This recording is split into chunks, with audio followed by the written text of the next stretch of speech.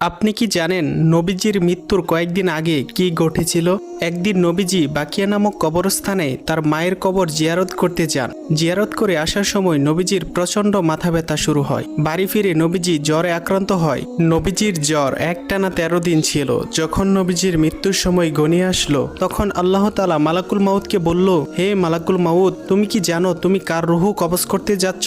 সে হলো আমার প্রাণের বন্ধু। তাকে সৃষ্টি না করলে আমি দুনিয়া সৃষ্টি করতাম না। আমার বন্ধুর সাথে বেয়াদবি কইরো না। আমার বন্ধু যদি অনুমতি দেয় তাহলেই তার রুহু কবজ করবে, নয়তো আমার কাছে ফিরে আসবে। তখন মালাকুল মউত নবীজির ঘরে উপস্থিত হলো এবং নবীজিকে সালাম করে বলল, হে আল্লাহর নবী, আমি মালাকুল মউত। আমি পৃথিবীর সকল প্রাণীর রুহু কবজ করি, কিন্তু কখনোই কারো কাছে অনুমতি চাইনি। কিন্তু আজ আল্লাহ তাআলা আপনার অনুমতি নিয়ে রুহু কবজ করতে বলেছেন। আপনি যদি অনুমতি দেন তাহলে আপনার রুহু কবজ করব, নয়তো আল্লাহ তাআলা ফিরে যেতে বলেছেন। তখন নবীজি অনুমতি দিলেন